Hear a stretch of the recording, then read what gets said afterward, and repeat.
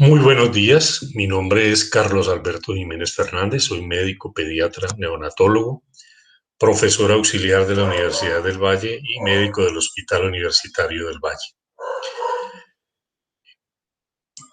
El tema que nos une hoy es el tema de seguimiento neonatal. Como declaración de conflicto de intereses, pues no tengo conflictos de intereses, excepto que reconozco que he dedicado mi vida a luchar por el bienestar de los niños, de los menos favorecidos, que promuevo la lactancia materna y el cumplimiento de los derechos de la infancia, entre los cuales considero está el derecho a una buena atención en salud. La agenda no es muy variada, hablaremos de seguimiento, canguro, algunos procesos y procedimientos y trataremos de llevar algo de recuerdo para la casa. Los programas de seguimiento neonatal no son otra cosa que la estrategia bien diseñada para realizar controles a recién nacidos que requieren cuidados especiales posterior al alta, bien sea de la unidad de cuidados intensivos neonatales o de los servicios de puerperio. Incluye pacientes prematuros, niños a término y niños posmaduros. Estos padecen condiciones o situaciones especiales que ponen a riesgo de presentar complicaciones durante su crecimiento y desarrollo.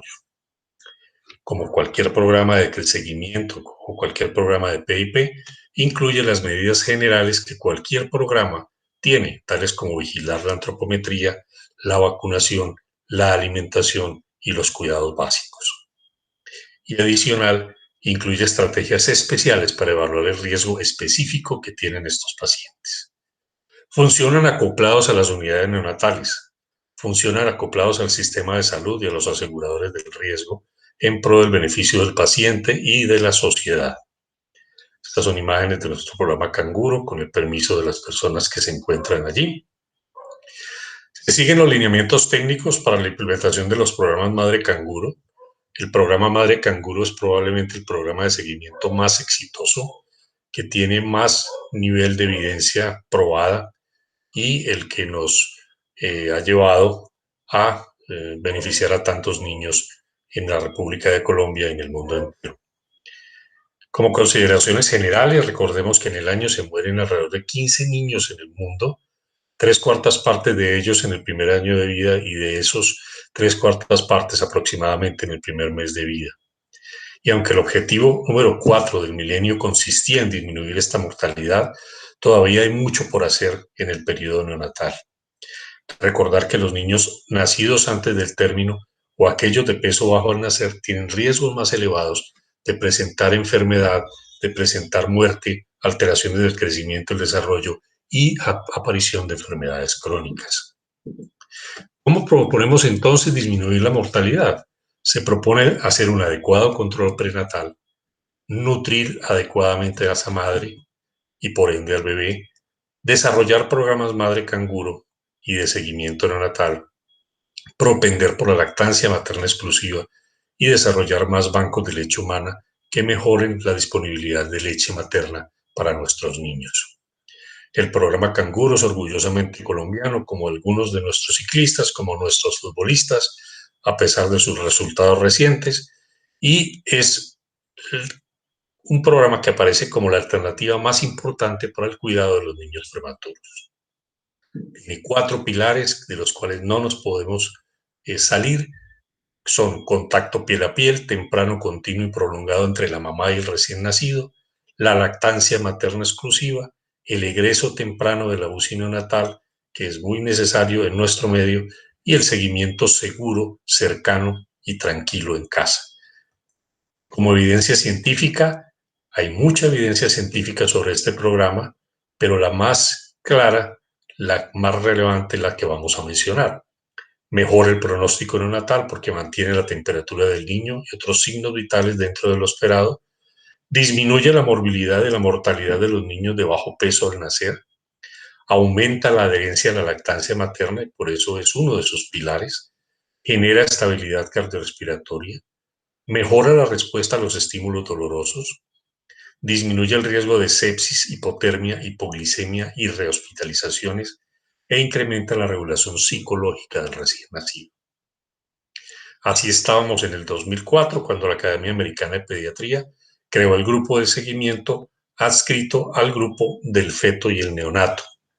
14 expertos del mundo se reunieron y lo único que encontraron es que había muchas dudas, que estos niños tenían secuelas de neurodesarrollo, que había muestras pequeñas, muy heterogéneas, metodologías diversas, prácticas clínicas perinatales muy alternas, costos elevados de estudios randomizados y el costo elevado del seguimiento neonatal como se estaba promoviendo en ese momento.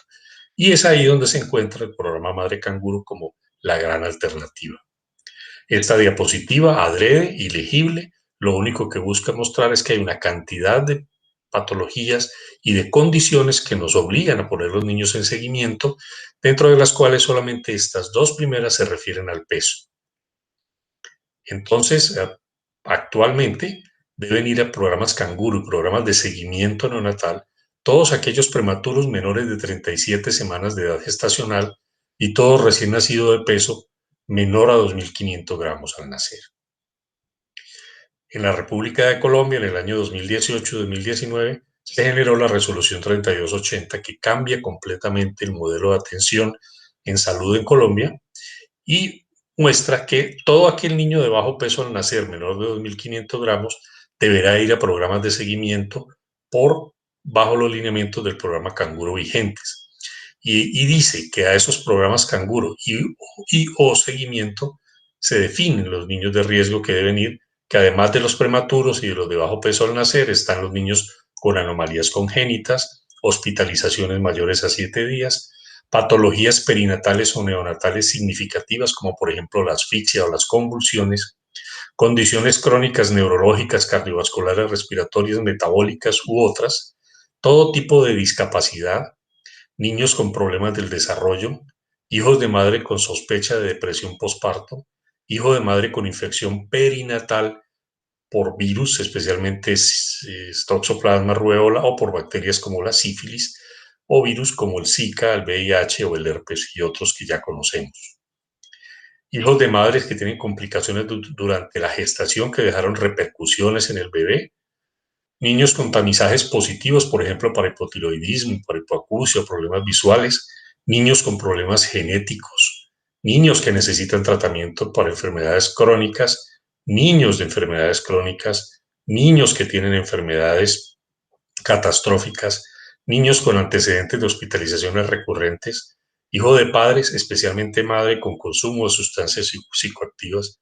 Hijo de madre, hijo o niño que tiene enfermedad huérfana, hijo de padres con enfermedad mental, hijo que acompaña a su mamá en la cárcel, mamá privada de la libertad, niños cuyos padres o hermanos tienen alguna enfermedad catastrófica que afecta negativamente el cuidado del niño en su primera infancia, niños a quienes se vulnera o violan los derechos humanos, niños que pertenecen a un hogar de pobreza extrema o situación de calle, y niños que presenten un evento de interés en salud pública. A todo este grupo de niños se amplió la necesidad de hacer un programa de seguimiento neonatal. Por ende, concluimos que hay indicaciones biológicas, como ya dijimos, el bajo peso, las enfermedades, asociado a procedimientos en niños que son sometidos a cirugía cardiovascular o cirugía abdominal o cirugía mayor, o niños que son intubados más de 7 días y asociados a problemas sociales que últimamente se han acentuado mucho con la pandemia y con la migración de los hermanos de otros países. Es importantísimo que calculemos bien la edad gestacional y la mejor forma de calcularlo son los métodos obstétricos, entre ellos la menorrea y el seguimiento ecográfico que se base en una longitud craneocaudal medida tempranamente y ecografías tempranas y seguimiento. Longitud craneocaudal adecuadamente medida. Como esto a veces no es posible, pues han desarrollado métodos de cálculo de la edad gestacional. Nuestro grupo, nuestro equipo, nuestra unidad de recién nacidos utiliza el VALAR modificado, que es ampliamente conocido y que se basa en una serie de medidas neurológicas, observaciones y algún tipo de examen físico que se plasman en una tabla y de acuerdo al valor obtenido se calcula la edad gestacional con un error de más o menos una semana. También recordar que la edad gestacional, la evaluación de la edad gestacional ha cambiado. Ha aparecido un término importantísimo, un grupo etario, que son los prematuros tardíos, niños de 34 a 36 semanas, 7 días, que son niños que antes creíamos eran niños a término, chiquitos, y ahora sabemos que son más bien prematuros, más grandecitos, con complicaciones y problemas asociadas y fisiología en algunos momentos más parecida a la del prematuro que a la del niño a término. Y también recientemente se habla del riesgo en niños neonatos a término precoces, niños de 37 a 38 semanas, en los cuales la fisiología y las complicaciones son mayores que en los niños a término, no tan severas como en los prematuros tardíos, pero se parecen fisiológicamente más al prematuro tardío. Por eso hoy en día las cesáreas en niños sin otro riesgo y programadas simplemente por cesárea previa o por alguna razón que no tiene que ver con patología grave materna, estas cesáreas se programan a las 39 semanas. Estos niños tienen dos edades, la cronológica y la corregida. La cronológica es la misma que todos tenemos, que se cuenta desde el día que nacimos hasta el día en que estamos haciendo la evaluación. La edad corregida se contaría desde el día en que el niño debió haber nacido, y para debió haber nacido definimos que es a las 40 semanas, no a las 37 ni a las 38. Llevamos el niño hasta las 40 semanas y a partir de ese momento lo corregimos en meses. La edad cronológica la tenemos, la mantenemos para no retrasar la vacunación y casi siempre no retardar el inicio de alimentación complementaria, y corregimos para calcular mejor, evaluar mejor el neurodesarrollo y el crecimiento de acuerdo a niños que nacieron demasiado pronto. Hablamos de catch-up o reatrapaje como el momento en el cual un prematuro o un niño de bajo peso al nacer alcanza estándares de crecimiento del niño a término. Y hay dos momentos importantísimos. El primer momento es el momento de las 40 semanas. En ese momento ese niño debe nacer, aquí entre comillas, con un peso, una talla y un perímetro cefálico acordes al recién nacido a término de peso adecuado. Y un segundo momento que se prolonga durante los primeros 2 años de edad, en los cuales el niño logra equipararse a los estándares de crecimiento normales. Algunos niños muy prematuros, 24 o 25 semanas, a veces ese segundo momento llega un poco más allá del segundo año de edad, pero esto lo seguimos muy cuidadosamente para evitar que se presenten complicaciones. Los pesamos desnudos en una pesa ojala eléctrica, los medimos con la técnica del doble observador y les tomamos su perímetro cefálico manteniendo en lo posible las normas que se deben seguir. Y entonces nosotros pasamos la cinta métrica por la prominencia frontal, por el occipucio y 1 centímetro por encima de las orejitas. Necesitamos saber si estos niños en seguimiento tienen peso bajo, tienen peso alto, tienen peso adecuado o cómo es su crecimiento. Para ello nos ayudamos de las tablas de Fenton. Son las recomendadas todavía por el Ministerio de la Seguridad Social en Colombia. Están disponibles en cualquier página web, en cualquier buscador, y van desde las 20 hasta las 50 semanas de edad corregida. Después de las 40 semanas, seguimos a los niños con las tablas de la OMS, corrigiendo mensualmente. Algunos niños que quedan hospitalizados después de las 40 semanas y hasta las 50, algunos prematuros, utilizamos intrahospitalariamente las tablas de Fenton hasta que el niño sea egresado de la unidad de cuidado intensivo. Luego continuamos, este es un modelo de la tabla de Fenton que hoy ya hay para niños y para niñas, y luego continuamos, como ya dijimos, con las tablas de la OMS con edad corregida. Operativamente es un modelo transdisciplinar. En nuestro programa actuamos pediatras, neonatólogos y nuestro neurólogo infantil. Tenemos enfermera para canguro intrahospitalario y una enfermera que hace el canguro ambulatorio. Fisioterapeuta, hacemos neurodesarrollo en convenio con la Universidad del Valle. Tenemos evaluación permanente por oftalmología pediátrica, fonoaudiología, los recursos de audiología y de odontología pediátrica. Los valoramos semanalmente desde que egresan de la unidad hasta que cumplen 40 semanas de edad corregida, pero diariamente los citamos a peso. Luego la valoramos al mes, al tercer mes, al sexto mes, al noveno mes y a los 12 meses de edad corregida. Luego continuamos semestralmente hasta que el niño cumpla 3 años de edad corregida. Y tratamos de hacer valoraciones integrales en cada una de estas citas. El canguro nos sirve o nos dicta condiciones para egreso. El niño debe ganar peso adecuadamente, entre 10 a 20 gramos por kilo por día, termorregular apropiadamente, o sea, que no necesite incubadora, que pueda regular su temperatura vestidito. La madre tiene que estar muy bien entrenada y sobre todo nos fijamos mucho en que todo el equipo transdisciplinar esté de acuerdo con el egreso. El programa de retinopatía es un programa asociado al programa Canguro, con dos componentes también, intrahospitalario y ambulatorio, con el que se busca prevenir la retinopatía del prematuro. El programa define muy bien la frecuencia de consultas, iniciando a las 4 semanas de nacido. Los niños habitualmente a las 32 semanas tienen su primera evaluación, pero hay niños que nacen muy prematuros, que lo hacemos desde la 4ª semana. Si el niño nace de 24 semanas, pues su primera evaluación será la semana 28. Es un programa universal, universalmente conocido. La retinopatía va en ascenso en realidad, o estable en algunas áreas, porque cada vez manejamos niños más pequeños, pero los ciegos cada vez son menos y la meta es menos ciegos. La enfermedad, entonces, en general, tratamos de que vaya en descenso.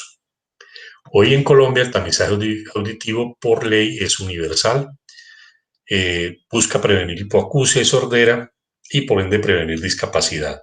Si nosotros solamente continuamos tamizando a los niños que nacen con algún tipo de riesgo, 20 a 25% de ellos se van a ir a la casa sordos porque no tienen ningún factor de riesgo al nacer. A los niños los suplementamos con hierro hasta el año de edad, específicamente a los niños que necesitan hierro, es decir, a los muy pequeños, menores de 1.500 gramos.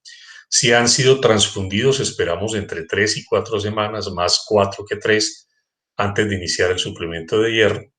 Suplementamos con calcio a los muy prematuros por debajo de 1.250 gramos, los cuales requieren este suplemento con el fin de evitar la enfermedad ósea metabólica, y antes del egreso los evaluamos y si tienen enfermedad ósea metabólica los suplementamos. Ya no hay suplemento universal.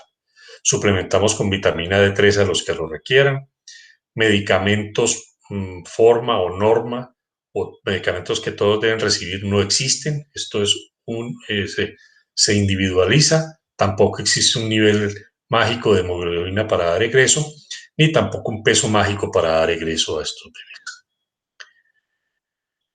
Como complemento en el seguimiento, además de los prematuros y de los de menos de 37 semanas, ya dijimos cuáles son los niños afectados por otras patologías y los seguimos